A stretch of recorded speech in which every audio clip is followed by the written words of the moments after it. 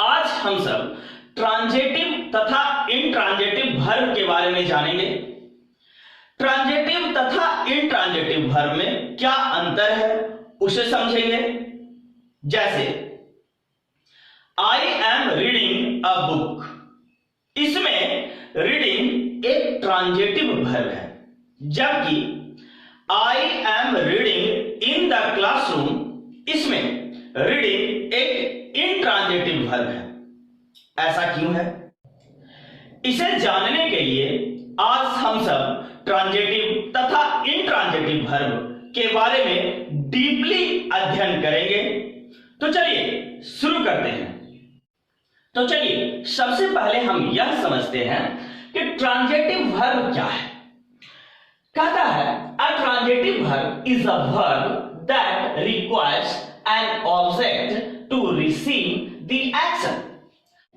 That means वे verb जिसे एक ऑब्जेक्ट की आवश्यकता होती है to receive the action, action को रिसीव करने के लिए। तो किसके एक्शन को रिसीव करने के लिए? वर्ब के एक्शन को रिसीव करने के लिए। दैट मीन्स वैसा वर्ब जिसे अपने एक्शन को रिसीव करने के लिए एक ऑब्जेक्ट की आवश्यकता होती है, वैसे वर्ब को ट्रांजिटिव वर्ब कहते हैं। बिना ऑब्जेक्ट का कभी भी ट्रांजिटिव वर्ब कंप्लीट मीनिंग नहीं देता है। ट्रांजिटिव ट्रांजिट शब्द से बना है, जिसका अर्थ होता है to pass over. That means अगले को दे देना। पास ओवर का अर्थ होता है अगले को दे देना। वैसे वर्ब जो अपना एक्शन ऑब्जेक्ट को पास ओवर कर देता है, वैसे वर्ब को ट्रांजिटिव वर्ब कहते हैं। ट्रांजिटिव वर्ब हमेशा डायरेक्ट ऑब्जेक्ट के साथ आता है। डायरेक्ट ऑब्जेक्ट क्या है, इसे पहचानने का सबसे आसान तरीका यह है कि आप व्हाट या हुम से प्रश्न बनाएं। यदि व्हाट तथा हुम से बने प्रश्नों का उत्तर हमेशा उस ऑब्जेक्ट के रूप में प्राप्त होता है, तो वह ऑब्जेक्ट हमेशा डायरेक्ट ऑब्जेक्ट होगा। ट्रांजिटिव वर्ब के साथ हमेशा ऑब्जेक्ट के रूप में नाउन, प्रोनाउन या फ्रेज का प्रयोग होता है। तो चलिए अब ट्रांजिटिव वर्ब को कुछ एग्जाम्पल की सहायता से समझते हैं। पहला एग्जाम्पल कह रहा है इंडिया डिफीटेड पाकिस्तान। यहां हमारा डिफीटेड ट्रांजिटिव वर्ब है। किस प्रकार ट्रांजिटिव है? ट्रांजिटिव वर्ब वह होता है जो अपने एक्शन को ऑब्जेक्ट पे रिप्लेस करता है। अब देखिए यहां हम पाकिस्तान को हटा देते हैं, तो हमारा जो सेंटेंस बचता है वह है इंडिया डिफीटेड। इंडिया ने हराया। किसको हराया? कोई तो होगा जिसे इंडिया ने हराया होगा, वह पाकिस्तान होगा, जापान होगा, नेपाल होगा, चाइना होगा, कोई तो होगा जिसे इंडिया ने हराया। किसे हराया? To whom. और हम जानते हैं वे प्रश्न जो व्हाट तथा हुम से बने होते हैं और उसका आंसर हमेशा डायरेक्ट ऑब्जेक्ट हो, तो वह वर्ब जो होता है ट्रांजिटिव वर्ब होता है। इंडिया ने हराया। किसे हराया? To whom. किसे हराया? तो पाकिस्तान को हराया, नेपाल को हराया। तो जिसे भी हराया, नेपाल को हराया, तो आपको जिसे भी हराया वह क्या है? डायरेक्ट ऑब्जेक्ट है। और डायरेक्ट ऑब्जेक्ट क्या कर रहा है? यह डिफीटेड जो वर्ब है उसके एक्शन को रिसीव कर रहा है। दैट मीन्स डिफीटेड वह वर्ब यहां है जिसे एक ऑब्जेक्ट चाहिए अपने एक्शन को रिसीव करने के लिए। दैट मीन्स डिफीटेड क्या हुआ? ट्रांजिटिव वर्ब हुआ। चलिए अब हम दूसरे एग्जाम्पल को समझेंगे। We saw a lion. हम लोगों ने एक लायन को देखा। चलिए यहां से सबसे पहले हम ऑब्जेक्ट लायन को हटा देते हैं। वी सॉ वी सॉ हम लोगों ने देखा। यह एक कंप्लीट सेंटेंस नहीं है। वी सॉ, हम लोगों ने देखा। क्या देखा? एक शेर देखा, एक किताब देखी, एक जंगल देखा, एक नई कार देखा, कुछ तो देखा। दैट मीन्स वी सॉ एक कंप्लीट मीनिंग देने में सक्षम नहीं है। यहां सॉ देखा तो किसे देखा? दैट मीन्स सॉ के एक्शन को रिसीव करने वाला कोई ना कोई यहां होना चाहिए, और जो वर्ब के एक्शन को रिसीव करता है वह ऑब्जेक्ट ही होता है। वर्ब के एक्शन को रिसीव करने वाला हमेशा ऑब्जेक्ट होता है, और वह ऑब्जेक्ट जो डायरेक्ट आकर वर्ब के एक्शन को रिसीव करे वह डायरेक्ट ऑब्जेक्ट कहलाता है। जैसे we saw a big tree, हमने एक बड़ा पेड़ देखा। या वी सॉ अ फ्लावर, हमने एक फूल देखे। या वी सॉ अ बुक, हमने एक किताब देखी। तो क्या देखा? कुछ तो देखा। तो ये जो a book, a lion, a big tree, यह ऑब्जेक्ट होगा जो कि सा देखने की क्रिया के एक्शन को रिसीव कर रहा है, और वर्ब जिसके एक्शन को रिसीव करने के लिए एक ऑब्जेक्ट चाहिए वह वर्ब ट्रांजिटिव वर्ब होता है। चलिए उसी प्रकार अगले एग्जांपल की ओर चलते हैं। अगला एग्जांपल है वी हैव रीड बुक्स, हम लोग किताब पढ़ चुके हैं। चलिए बुक्स जो कि ऑब्जेक्ट है इसे हटाते हैं। We have read, what read? We have read books, we have read novels, we have read poem, we have read story, कुछ तो पढ़े होंगे। वी हैव रीड अपने आप में एक कंप्लीट सेंटेंस नहीं है। यहां रीड जो कि वर्ब है उसके एक्शन को रिसीव करने के लिए यहां कोई ना कोई ऑब्जेक्ट चाहिए। वी हैव रीड, हमने पढ़ा। क्या पढ़ा? व्हाट। यहां प्रश्न व्हाट से बन रहे हैं, और जहां व्हाट तथा हुम से बनते हैं उस सेंटेंस में जो वर्ब होता है वह हमेशा ट्रांजिटिव वर्ब होता है, और ट्रांजिटिव वर्ब हमेशा एक डायरेक्ट ऑब्जेक्ट लेता है और वह अपनी एक्शन को उस ऑब्जेक्ट पर रिप्लेस करता है। तो वी हैव रीड, हम लोग पढ़े। क्या पढ़े? We have read a story, हम लोगों ने एक कहानी पढ़ी। तो अ स्टोरी यह क्या होगा? एक डायरेक्ट ऑब्जेक्ट होगा जो रीड वर्ब के एक्शन को अपने ऊपर लेगा। दैट मीन्स रीड अपने एक्शन को किसके ऊपर रिप्लेस करेगा?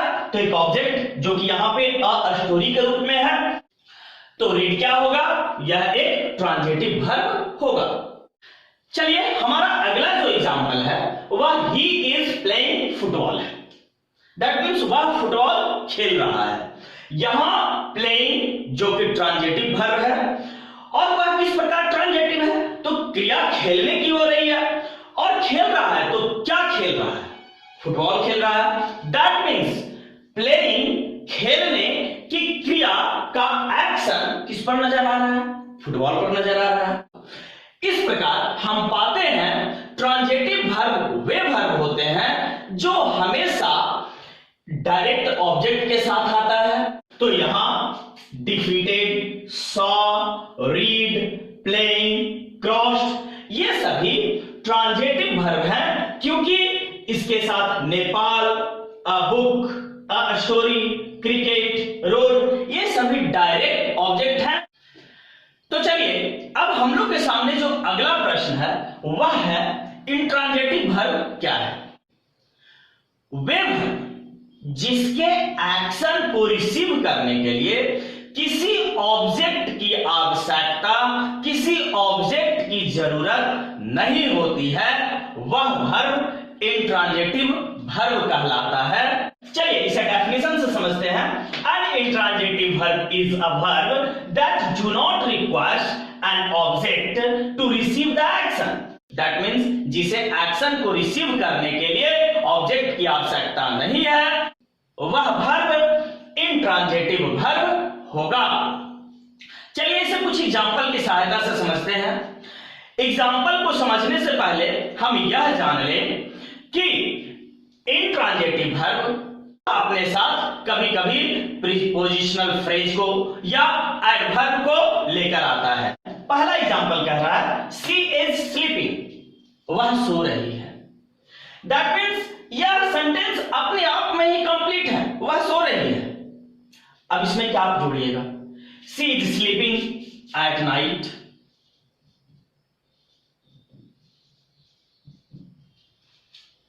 She is sleeping at night. हाँ, एट नाइट ऑब्जेक्ट है, लेकिन यह ऑब्जेक्ट वर्ब का ऑब्जेक्ट नहीं है, यह ऑब्जेक्ट प्रीपोजिशन का ऑब्जेक्ट है। यह एट जो कि प्रीपोजिशन है, इस एट का यह ऑब्जेक्ट है।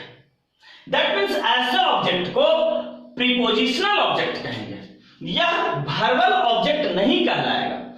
पहले वाले सभी एग्जांपल में ट्रांजिटिव वाले में देखिए, इंडिया डिफीटेड नेपाल, इंडिया ने नेपाल को हराया, तो डायरेक्ट यहां डिफीटेड का यह ऑब्जेक्ट है नेपाल, वर्ब का यह ऑब्जेक्ट है। तो जब वर्ब के जस्ट बाद ऑब्जेक्ट आए तो वह ऑब्जेक्ट वर्बल ऑब्जेक्ट होता है, जबकि वह ऑब्जेक्ट जो प्रीपोजिशन के बाद आए वह ऑब्जेक्ट प्रीपोजिशनल ऑब्जेक्ट होता है।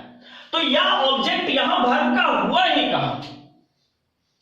तो जब यह वर्ब का ऑब्जेक्ट नहीं है और यह ऑब्जेक्ट प्रीपोजिशन का है, तो यह प्रीपोजिशनल ऑब्जेक्ट है। दैट मींस इस सेंटेंस को ऑब्जेक्ट की आवश्यकता है ही नहीं। और आप इसके साथ कोई भी आप ऑब्जेक्ट लगाकर देख लीजिए, जब भी वो आएगा तो प्रीपोजिशन के साथ आएगा, और प्रीपोजिशन के साथ आने वाले ऑब्जेक्ट प्रीपोजिशनल ऑब्जेक्ट होते हैं। She is sleeping on her bed, she is sleeping on her bed. Her bed object है, आई एग्री, मैं मानता हूं कि हर बेड क्या है, ऑब्जेक्ट है, लेकिन यह प्रीपोजिशन का ऑब्जेक्ट है, यह वर्ब का ऑब्जेक्ट नहीं है। दैट मीन्स वैसे वर्ब जो इंट्रांजिटिव होते हैं उसके साथ कभी भी वर्बल ऑब्जेक्ट नहीं आता है। आप उसके साथ एडवर्ब लगा सकते हैं या प्रीपोजिशनल ऑब्जेक्ट लगा सकते हैं। चलिए दूसरे एग्जांपल की ओर चलते हैं। He is playing in the field, यहां प्लेइंग एक इंट्रांजिटिव वर्ब है। क्यों? क्योंकि इन द फील्ड एक ऑब्जेक्ट है, लेकिन प्रीपोजिशनल ऑब्जेक्ट है। अब तीसरे एग्जांपल की ओर चलते हैं। हमारा तीसरा एग्जांपल कहता है दे वेयर स्माइलिंग, वे लोग हंस रहे थे। यह सेंटेंस अपने आप में ही कंप्लीट है। अरे वो लोग तो हंस रहे थे, तो वो लोग हंस रहे थे, दैट मींस इसे ऑब्जेक्ट की आवश्यकता नहीं है, यह बिना ऑब्जेक्ट का ही एक कंप्लीट सेंटेंस है। दैट मींस यहां स्माइलिंग क्या होगा, इंट्रांजिटिव वर्ब होगा। चलिए इसके साथ एक ऑब्जेक्ट लगाने की कोशिश करते हैं। They were smiling at me, वह मुझ पर स्माइल कर रहे थे। They were smiling at us, वो लोग हम लोगों पर स्माइल कर रहे थे। They were smiling at them, तो that means they were smiling at me, at us, at them. यह जो ऑब्जेक्ट है यह प्रीपोजिशनल ऑब्जेक्ट है, जो कि एक प्रीपोजिशन एट के साथ आता है। तो ये वर्ब का तो ऑब्जेक्ट है ही नहीं, स्माइलिंग का तो ऑब्जेक्ट है ही नहीं, ये ऑब्जेक्ट किसका है, प्रीपोजिशन का है।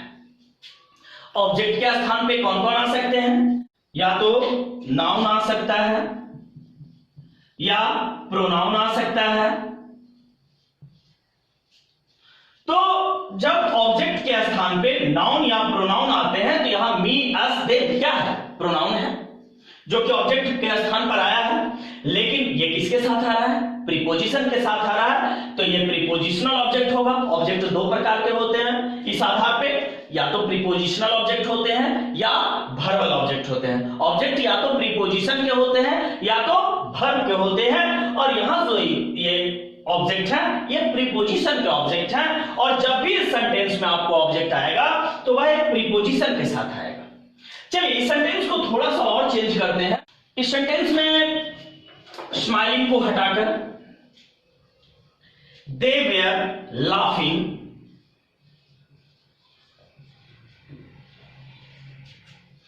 वे लोग हंस रहे थे। दे वेयर लाफिंग लॉडली, वे लोग जोर जोर से हंस रहे थे। तो यहां लॉडली क्या है? एडवर्ब। तो आप इंट्रांजेटिव वर्ब के साथ या तो प्रीपोजिशनल फ्रेज ऐड कर सकते हैं या एडवर्ब ऐड कर सकते हैं। कभी भी आप एक डायरेक्ट ऑब्जेक्ट ऐड नहीं कर सकते हैं। तो इस प्रकार से लाफिंग, स्माइलिंग या एक इंट्रांजेटिव वर्ब होगा। हमारा जो अगला एग्जांपल है वह है विंड ब्लोज। हवा बहती है। कैसे बहती है? जोर जोर से बहती है, स्लोली बहती है। विंड ब्लोज स्लोली, हवा मंद मंद बहती है। तो यहां स्लोली क्या है? एडवर्ब है। आप विंड ब्लोज के साथ कोई भी डायरेक्ट ऑब्जेक्ट नहीं ला सकते जो ब्लोज के एक्शन को रिसीव करे। नहीं, आप उसके साथ या तो एक एडवर्ब लगा सकते हैं या तो एक प्रीपोजिशनल फ्रेज लगा सकते हैं। इस प्रकार ब्लोज क्या हुआ? इंट्रांजेटिव वर्ब हुआ।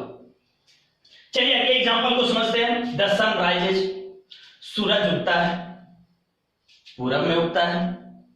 The sun rises in the east, the sun rises in the east. तो बस स्पष्ट यहां पता चल रहा है कि द ईस्ट ऑब्जेक्ट है, लेकिन किसका ऑब्जेक्ट है? प्रीपोजिशन इन का ऑब्जेक्ट। यह प्रीपोजिशनल ऑब्जेक्ट है, यह एक वर्बल ऑब्जेक्ट नहीं है। दैट मींस वर्ब का तो ये ऑब्जेक्ट है ही नहीं, वर्ब का ये एक्शन रिसीव नहीं कर रहा है। ये किसका है? तो इन जो कि प्रीपोजिशन है उसका ऑब्जेक्ट। दैट मींस राइजेस कैसा आपको वर्ब हुआ? इंट्रांजेटिव वर्ब हुआ। वे वर्ब जिसे ऑब्जेक्ट की आवश्यकता नहीं होती है इंट्रांजेटिव वर्ब होता है, जबकि वे वर्ब जिसे ऑब्जेक्ट की आवश्यकता होती है ट्रांजेटिव वर्ब होता है। ट्रांजेटिव का अर्थ ही होता है सकर्मक क्रिया। दैट मींस वह क्रिया जो ऑब्जेक्ट के साथ आए ट्रांजेटिव होता है, जबकि वह क्रिया जो ऑब्जेक्ट के साथ नहीं आए, बिना ऑब्जेक्ट का ही पूर्ण हो, वह इंट्रांजेटिव वर्ब होता है। अब हम जानेंगे किस प्रकार एक वर्ब ट्रांजेटिव भी होता है तथा वह इंट्रांजेटिव भी होता है। अधिकतर वर्ब ट्रांजेटिव भी होते हैं तथा वे इंट्रांजेटिव भी होते हैं। एक सेंटेंस में प्रयोग के आधार पर वर्ब को ट्रांजेटिव तथा इंट्रांजेटिव दिखलाया जाता है। एक सेंटेंस में प्रयोग के आधार पर एक ही वर्ब ट्रांजेटिव भी होते हैं तथा वह इंट्रांजेटिव भी होते हैं। चलिए इसे हम समझते हैं किस प्रकार सेंटेंस में प्रयोग के आधार पर एक ही वर्ब ट्रांजेटिव भी हो सकता है तथा वह इंट्रांजेटिव भी हो सकता है। पहला एग्जांपल है आई ईट फ्रूट्स फॉर ब्रेकफास्ट और आई ईट क्विकली एट ब्रेकफास्ट। पहले वाले में ईट जो कि फ्रूट्स ऑब्जेक्ट के साथ आया है, यहां ईट खाने का प्रभाव डायरेक्ट प्रभाव फ्रूट्स पर है, तो फ्रूट्स ऑब्जेक्ट है और ऑब्जेक्ट के साथ आने के कारण ईट यहां ट्रांजेटिव वर्ब होगा। जबकि दूसरे सेंटेंस में ईट क्विकली जो कि एक एडवर्ब है उसके साथ आया है, तो यहां ईट इंट्रांजेटिव वर्ब होगा। चलिए दूसरे एग्जांपल की ओर चलते हैं। आई अंडरस्टैंड यू और आई अंडरस्टैंड। पहले सेंटेंस में अंडरस्टैंड जो कि एक वर्ब है, यू ऑब्जेक्ट के साथ आया है, जबकि दूसरे सेंटेंस में अंडरस्टैंड जो कि एक वर्ब है बिना ऑब्जेक्ट का आया है, किसी ऑब्जेक्ट के साथ नहीं आया है। इस प्रकार यह वर्ब ऑब्जेक्ट के साथ आने के कारण यह ट्रांजिटिव वर्ब होगा, जबकि बिना ऑब्जेक्ट के आने के कारण यह अंडरस्टैंड इंट्रांजिटिव वर्ब होगा। चलिए तीसरे एग्जांपल की ओर चलते हैं। वी आर प्लेइंग क्रिकेट और we are playing in the field. यहां प्लेइंग क्रिकेट जो कि ऑब्जेक्ट है उसके साथ आया है, इसलिए यहां प्लेइंग ट्रांजिटिव वर्ब होगा, जबकि यहां प्लेइंग इन द फील्ड के साथ आया है, जो कि ऑब्जेक्ट तो है, द फील्ड ऑब्जेक्ट तो है, लेकिन वह इन जो कि प्रीपोजिशन है उसका ऑब्जेक्ट है। यह the field object prepositional object होगा, यह वर्बल ऑब्जेक्ट नहीं होगा, यह प्लेइंग का ऑब्जेक्ट नहीं होगा, यह द फील्ड इन जो कि प्रीपोजिशन है उसका ऑब्जेक्ट होगा, इसलिए यहां प्लेइंग जो कि बिना ऑब्जेक्ट का आया है। आप स्पष्ट समझ चुके हैं, यह ऑब्जेक्ट प्रीपोजिशन का है, यह ऑब्जेक्ट वर्ब का नहीं है, इसलिए वर्ब यहां बिना ऑब्जेक्ट का आया है, इसलिए यह इंट्रांजिटिव वर्ब होगा। चलिए अगले एग्जांपल को समझते हैं। ओपन द विंडो, इस सेंटेंस में ओपन द विंडो जो कि ऑब्जेक्ट है उसके साथ आया है, इसलिए ओपन ट्रांजिटिव वर्ब होगा, जबकि the museum opens eight 10 AM, यहां ओपन्स एट 10 AM के साथ आया है, जो कि ऑब्जेक्ट तो है, 10 AM ऑब्जेक्ट है, लेकिन एट जो कि प्रीपोजिशन है उस प्रीपोजिशन का ऑब्जेक्ट है। यह 10 AM प्रीपोजिशनल ऑब्जेक्ट है, यह वर्बल ऑब्जेक्ट नहीं है, इसलिए ओपेंस यहां बिना ऑब्जेक्ट का आया है, इसलिए ओपेंस आपको इंट्रांजिटिव वर्ब होगा।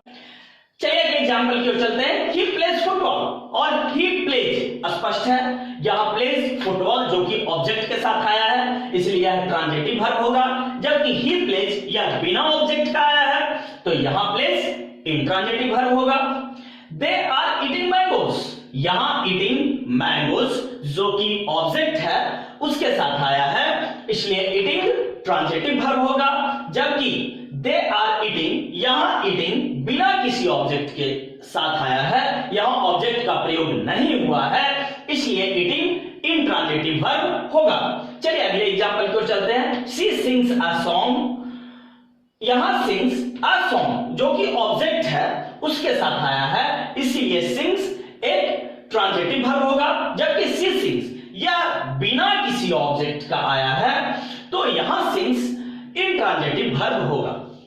इस प्रकार हम देखते हैं कि एक ही वर्ब ट्रांजिटिव और इंट्रांजिटिव दोनों हो सकते हैं, जब वह प्रयोग के आधार पर ऑब्जेक्ट के साथ आए, जब वह सेंटेंस में एक डायरेक्ट ऑब्जेक्ट के साथ आए तो वह ट्रांजिटिव वर्ब होगा, लेकिन जब वह सेंटेंस में बिना ऑब्जेक्ट के आए तो वह इंट्रांजिटिव वर्ब होगा।